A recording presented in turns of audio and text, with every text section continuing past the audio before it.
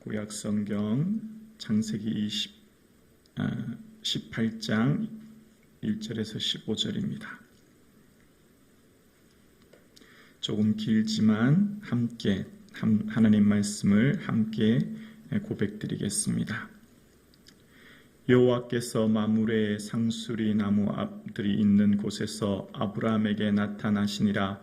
날이 뜨거울 때에 그가 장막 문에 앉아 있다가 눈을 들어 본즉 사람 셋이 맞은편에 서 있는지라. 그가 그들을 보자 곧 장막 문에서 달려나가 영접하며 몸을 땅에 굽혀 이르되 내 주여 내가 주께 은혜를 입어 싸우면 원하건대 종을 떠나지 마옵시고 물을 조금 가져다가 하사 당신들의 발을 씻으시고 나무 아래서 쉬소서. 내가 떡을 조금 가져오리니 당신들의 마음을 상쾌하게 하신 후에 지나가소서. 당신들이 종에게 오셨음이니이다. 그들이 이르되 내 말대로 그리하라. 아브라함이 급히 장막으로 가서 사레에게 이르되 속히 고운 가루 세 스아를 가져다가 반죽하여 떡을 만들라 하고 아브라함이 또 가축대 있는 곳으로 달려가서 기름지고 좋은 송아지를 잡아 하인에게 주니 그가 급히 요리한지라. 아브라함이 얹힌 젖과 우유와 하인이 요리한 송아지를 가져다가 그들 앞에 차려놓고 나무 아래 모셔 섬에 그들이 먹으니라. 그들이 아브라함에게 이르되 내 아내 사레가 어디 있느냐? 대답하되 장막에 있나이다. 그가 이르시되 내년 이맘때에 내가 반드시 내게로 돌아오리니 내 아내 사레에게 아들이 있으리라 하시니 사레가 그 뒤 장막 문에서 들었더라. 아브라함과 사라는 나이가 많아 늙고 사레에게는 여성의 생리가 끊어졌는지라. 사라가 속으로 웃고 이르되 내가 노쇠하였고 내 주인도 늙었으니 내게 무슨 즐거움이 있으리요? 여호와께서 아브라함에게 이르시되 사라가 왜 웃으며 이르기를 내가 늙었거늘 어떻게 아들을 낳으리요 하느냐? 여호와께 능하지 못한 일이 있겠느냐? 기한이 이를 때 내게로 내가 돌아오리니 사라에게 아들이 있으리라. 사라가 두려워서 부인하여 이르되 내가 웃지 아니하였나이다. 이르시되 아니라 내가 웃었느니라. 아멘. 다시 오실 예수님을 바라보고 그리워하는 이 하루 되기를 주 예수 그리스도 이름으로 간절히 축복합니다. 아멘. 하나님께서는 약속하신 것을 성취하기 위해 오늘 아브라함에게 찾아오시는 장면이 등장합니다. 영이신 하나님께서는 인간의 몸을 입고 아브라함의 눈높이에 맞춰서 아브라함에게 직접 말씀하시는 장면이 등장하게 되는데요. 1절에 보면 여호와께서 마므레 상수리 나무리들이 있는 곳에서 아브라함에게 나타나시니라 라고 말씀하십니다. 여호와께서 아브라함에게 나타나셨을 때 아브라함은 그가 마므레 상수리 나무 아래 있었다라고 이야기합니다. 그러니까 하나님께서 주신 그 약속의 땅을 묵묵히 지키고 있는 아브라함을 발견하게 됩니다. 이전 기근으로 인하여 애굽으로 내려갔을 때 당하였던 여러 가지 어려움을 기억하며 그는 이제 자신의 주신 그 약속의 땅을 묵묵히 지키는데요. 1절에는 여호와께서 시작하여 2절에 보면 눈을 들어 본즉 사람 셋이 맞은편에 서 있는지라로 본문이 시작합니다. 하나님께서, 그러니까 여호와께서로 시작한 1절과 달리 2절에는 사람 셋이라는 표현이 나타나는 것을 보게 되어집니다. 여기서 사람 셋은 한 사람은 하나님이고 두 사람은 하나님을 보호자는 천사임을 알 수 있어요. 그것을 어떻게 알 수 있냐면 창세기 18장 22절에 보면 창세기 18장 22절에 이런 말씀을 하시는데요. 그 사람들이 거기서 떠나 소돔으로 향하여 가고 아브라함은 여호와 앞에 그대로 섰더니 라고 기록되어 있는 것을 보면 사람들이 거기서 떠나라고 하는 것 바로 두 천사를 말하죠. 두 천사는 소돔성을 살펴보기 위해 떠나고 하나님은 그 자리에 있었다는 것을 알 수 있게 되어집니다. 그때 아브라함은 내 주여 주께 은혜를 입었으면 종을 떠나지 마옵소서라고 발을 씻으시고 나무 아래 씻소서라고 고백합니다. 일반적으로 중동의 이 시대의 사람들의 복장은 신발이 샌들 같은 가죽신이었죠. 그래서 일반적으로 손님이 오면 발에 먼지를 씻고 식사 전에 깨끗이 정결케 하는 것, 일반적인 관례였고, 그것은 종들이 담당하는 일이었지 않습니까? 그래서 주여라고 하며 정중히 모시는 것을 봅니다. 그리고 그는 할 수 있는 최선의 극진한 대접을 하게 되는 것을 봅니다. 6절에 보면 고운 세수와 약 한 22리터 되는 엄청난 양의 반죽국 떡을 준비하고, 또 7절에 보면 좋은 송아지를 준비합니다. 그리고 난 후에 보면 이제 그들이 내 안에 사례가 어디 있느냐, 이미 사례 이름을 알고 있는 것을 알게 되어져요. 자, 그리고 오늘 10절을 우리 함께 고백하실까요? 10절 말씀입니다. 함께요. 그가 이르시되 내년 이맘때에 내가 반드시 내게로 돌아오리니 내 아내 사라에게 아들이 있으리라 하시니 사라가 그 뒤 장막문에서 들었더라. 아멘. 내년 이맘때라고 하는 원어의 히브리어의 뜻은 카에트 하야라고 하는 것입니다. 카에트 하야. 시간이 되살아나는 때라는 거예요. 시간이 되살아나는 때. 자, 보세요.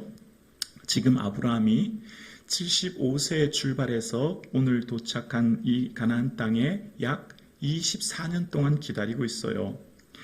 매해가 거듭되어도 자기 자신의 몸으로 난 아내 사라를 통하여 난 아들이 없는 상태예요. 아브라함의 입장에서 보면 죽은 시간 같습니다. 아브라함의 입장에서 보면 75세의 부름을 받아 약속의 말씀을 받았지만 벌써 수십 년이 지난 지금 내 시간은 의미 없는 시간 같습니다. 헛된 시간 같습니다. 죽은 시간 같습니다. 허무한 시간 같습니다.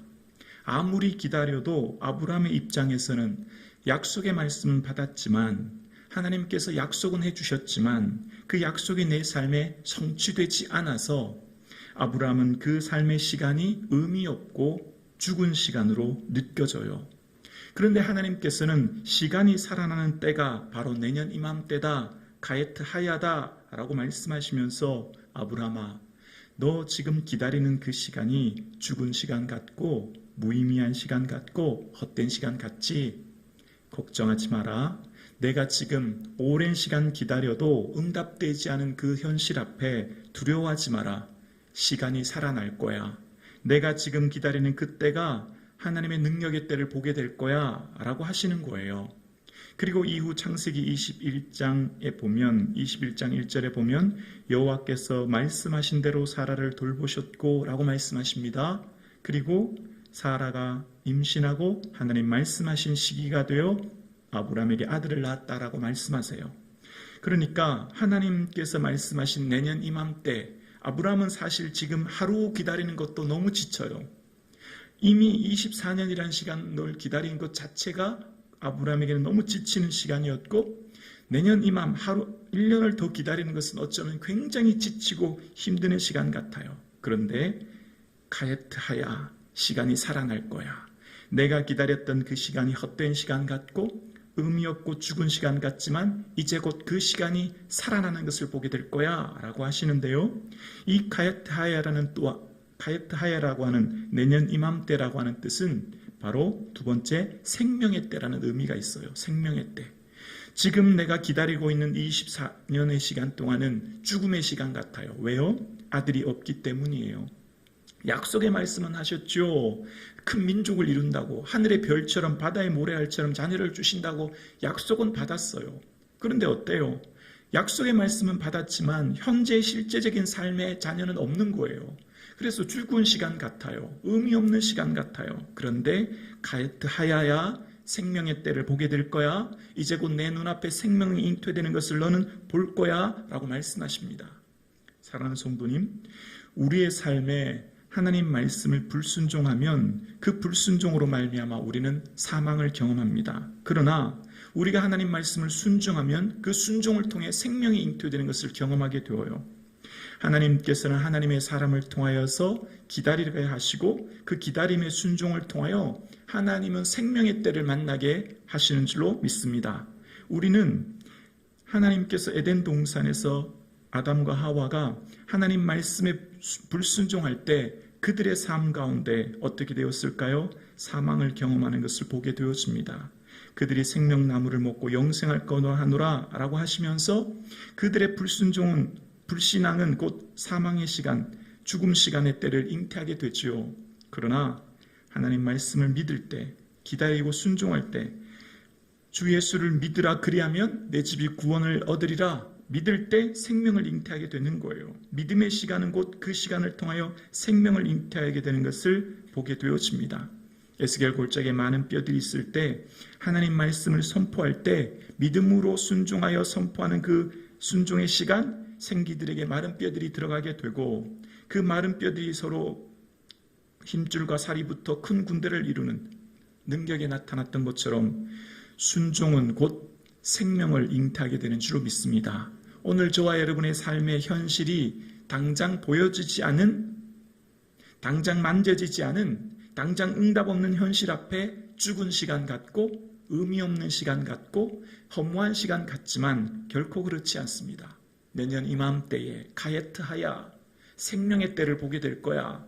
시간이 살아나는 것을 보게 될 거야. 내 삶의 지금 그 시간이 너의 앞에 기다리는 24년의 시간이 허무해 보이니? 그렇지 않아 라고 말씀하세요.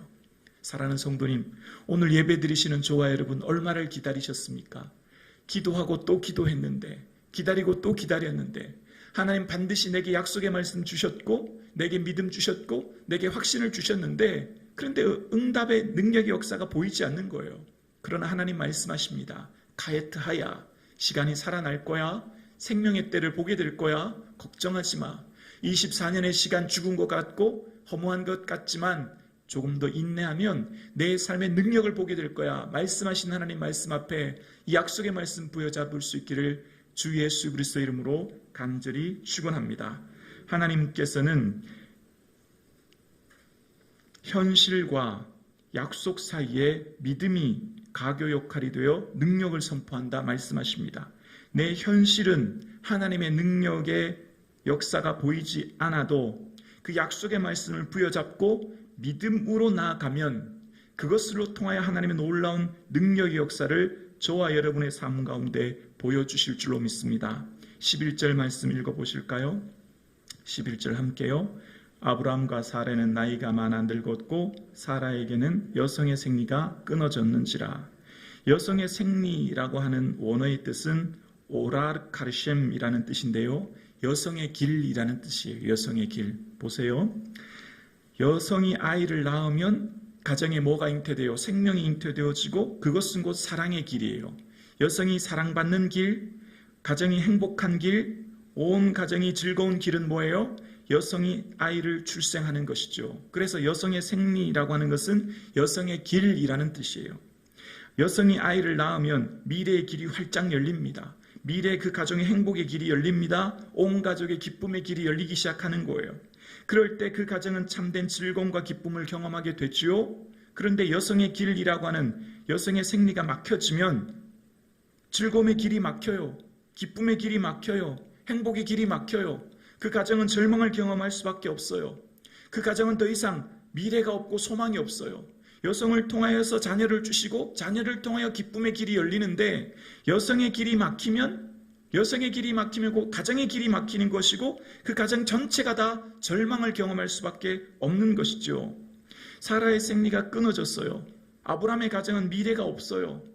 즐거움이 없어요. 기쁨이 없어요. 그러니까 지금 여성의 길이 막혔기 때문에 사라의 길이 막혔기 때문에 아브라함의 가정의 모든 즐거움의 길이 막혔고 불행과 근심과 염려밖에 없습니다. 그런 오라르카르셴이라고 하는 여성의 길이 막힌 이 상태를 현실의 불가능은 약속의 말씀을 붙들고 믿음의 걸음을 걸어갈 때 성취되는 줄로 믿습니다. 지금 비록 사라에게 생리가 끊어진 이 상황 속에서 하나님께서는 여성의 길이 막힌 절망의 순간 속에 하나님은 걱정하지 마, 두려워하지 마. 내가 볼 때는 그 길이 막혔지, 사라야. 내가 볼 때 내 길이 막혔지. 행복과 즐거움과 사랑의 길이 막혔지. 걱정하지 마라. 너를 통해 소망의 길, 즐거움의 길, 행복의 길을 열어줄 거야.